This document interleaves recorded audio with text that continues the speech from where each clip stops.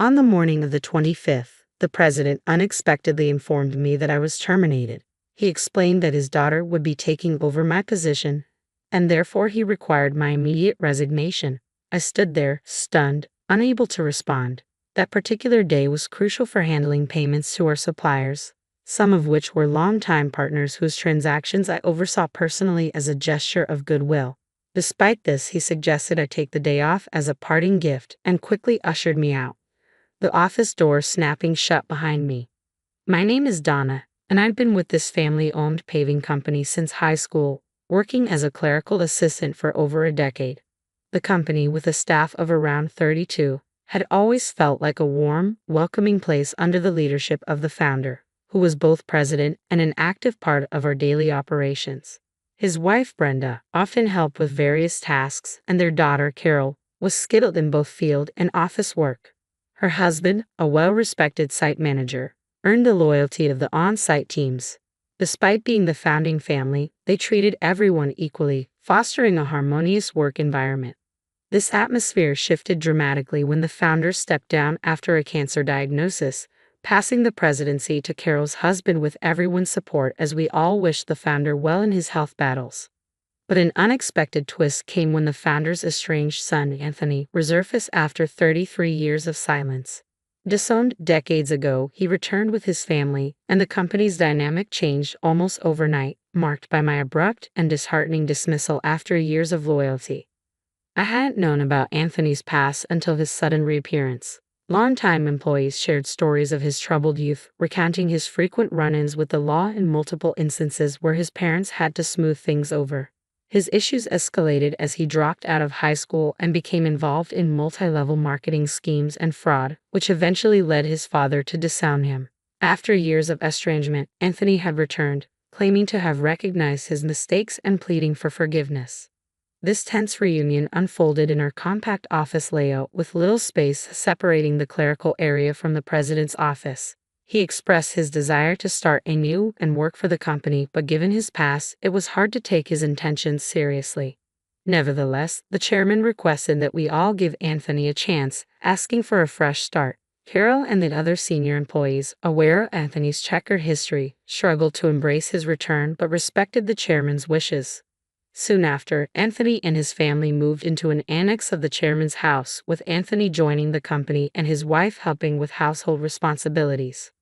I only saw their daughter once during a brief visit to the office. She looked like a college student. The chairman was convinced that Anthony had genuinely changed after enduring hardships, and Brenda was thrilled to have her son back, hoping it would restore unity within both the family and the company. But this optimism faded quickly. Before long, Anthony began stirring up tension, insisting that, as the eldest son, he was the rightful heir to the presidency. This bold claim soured his relationships with Carol and her husband, the site manager. Despite putting on a diligent front around his father, Anthony contributed little real work and frequently belittled the value of physical labor and those who performed it. His dismissive attitude toward the staff, whom he referred to as mere worker ants, swiftly alienated him. Several younger employees were so demoralized by his behavior that they felt compelled to approach the chairman directly, explaining they could not work under such conditions. Despite these concerns, the chairman and Brenda tried to mediate, urging patience and a broader view of the situation. Meanwhile, the chairman's health deteriorated, possibly from stress, leading to his hospitalization 5 months ago. During this vulnerable period, Anthony unilaterally declared himself president, ignoring the staff's preference for the original succession plan, which designated Carol's husband as the successor.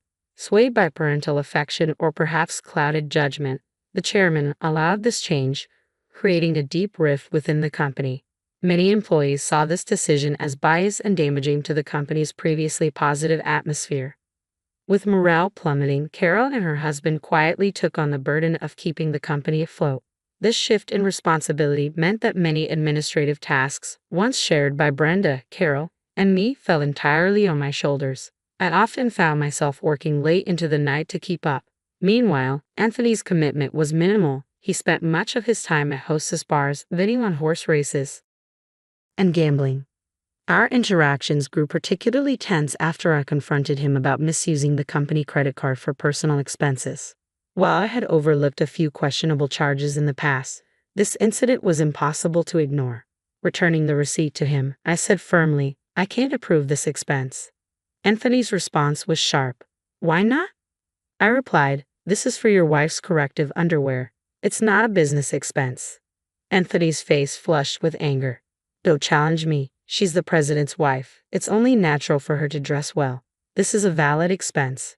The exchange left a bitter edge to our already strained working relationship, as Anthony's disregard for boundaries and resources became more evident by the day.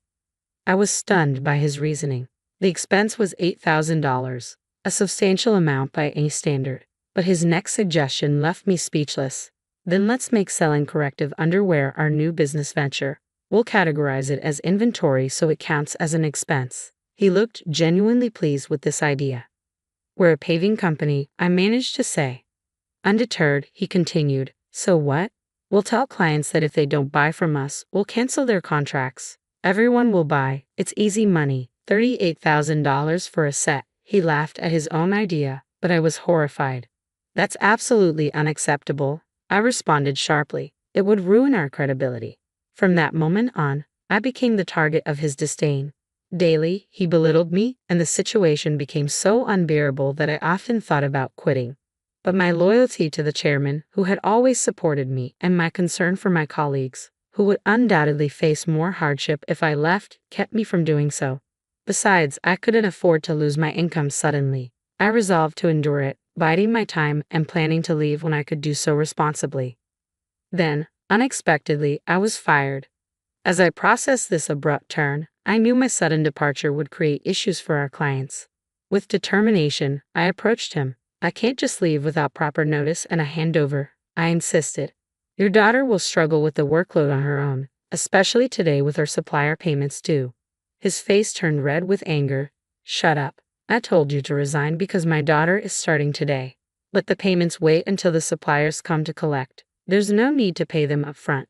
Shocked, I tried to reason with him. "Isn't it normal to pay for something once you buy it?" I explained, as though speaking to a child. He dismissed me with a shocking suggestion. "Then tell them we won't make the payment this time. They should give it to us for free." "That's not how business is done," I replied, astounded. "You're completely useless," he snapped. "My daughter has a college degree. She can handle the office work easily. Unlike you, she won't question my expenses. We don't need someone like you in our company. Leave, now." It became clear he wanted his daughter to take over accounting to justify personal expenses as business expenditures. "Fine," I said, "but don't think I'll regret this." With a heavy heart, I gathered my belongings and left.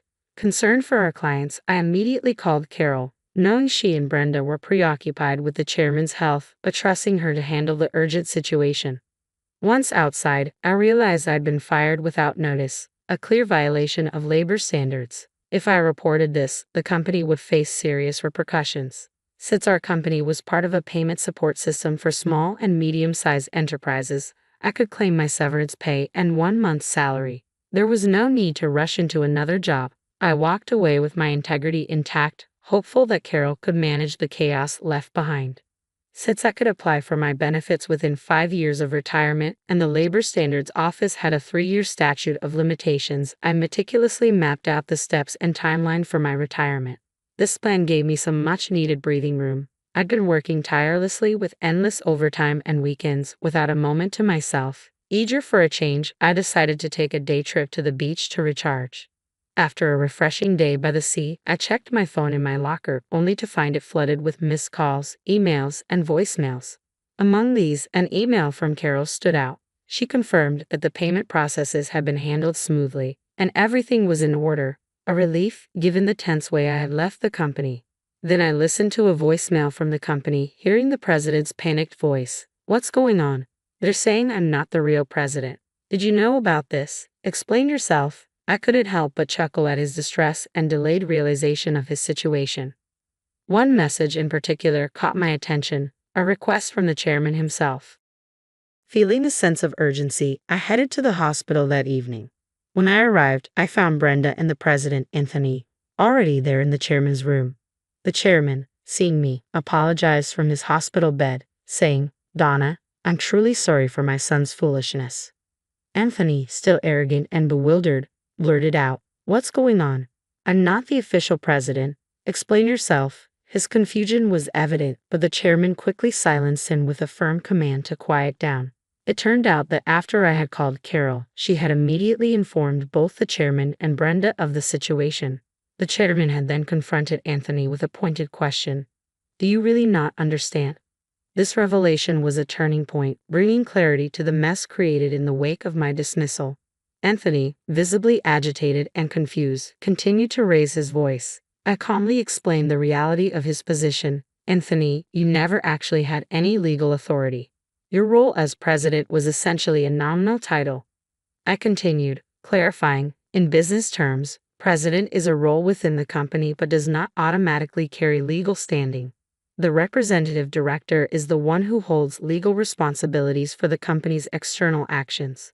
This role requires specific legal procedures to change, unlike the more informal assignment of a company title. 5 months ago, when Anthony was named president, there had been significant opposition from Carol, the site manager, and veteran employees. To keep things running smoothly, I had suggested a compromise. Anthony would act as a figurehead president, while the chairman retained his legal status as the representative director. With a growing understanding of these distinctions, it was clear that the chairman's trust had been in my knowledge of the company's operations and legal requirements. I understood the implications clearly. The plan was straightforward. If Anthony showed true commitment and earned the trust of the employees, we would start the formal process to make his presidency official. However, if he failed to prove himself as a capable leader, our contingency plan involved either removing him or possibly closing the company altogether, allowing Carol and the site manager to start a new venture. While people like Carol had their doubts, the chairman and Brenda held on to hope for Anthony. That is, until he unjustly dismissed me. This finally opened their eyes to his unsuitability for leadership. If you want to lead, you need to respect and support your employees, the chairman had often reminded Anthony. But Anthony, in his usual dismissive way, brushed it off. It's not a big deal, right? Can't we just take care of the formalities now? No, it's not that simple, the chairman explained patiently. Our company offers stocks to employees who wish to invest, and many have done so. Donna, for example, owns 15% of the company, making her a major shareholder. We can't just ignore her position. This exchange underscored Anthony's fundamental misunderstanding of the responsibilities and ethics of leadership. His face turned pale as he began to grasp the seriousness of his role. I don't own any shares, he stammered, clearly shaken. With a sigh, the chairman replied, I intended to pass my shares to you once you prove yourself worthy as president. I'm disappointed. Were you only interested in the wealth, thinking I had little time left? The chairman's voice trailed off, filled with despair, and he sank back, emotionally drained. Brenda, standing by him, remained silent, visibly troubled by the situation. Defiantly, Anthony muttered, I'm the eldest son.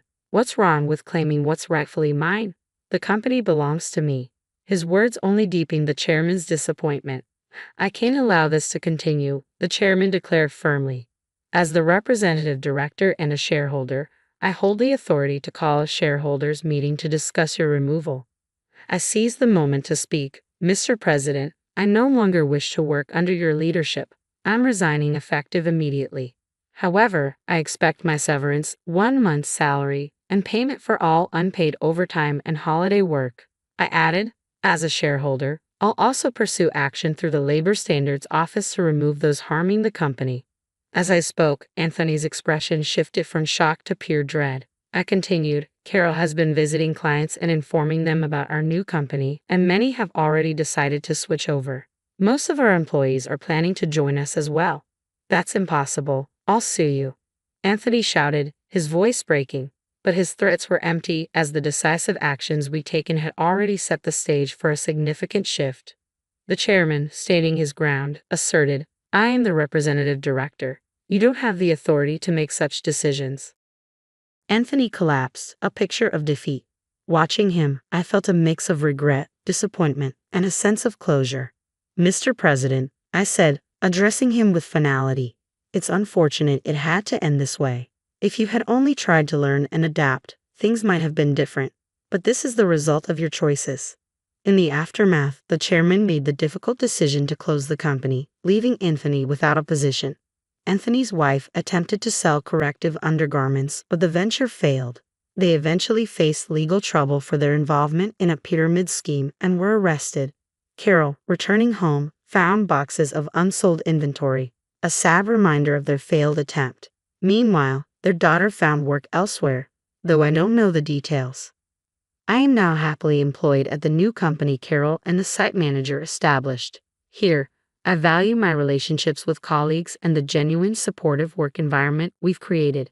This experience taught me the importance of ethical leadership and the invaluable strength of a workplace built on integrity and respect.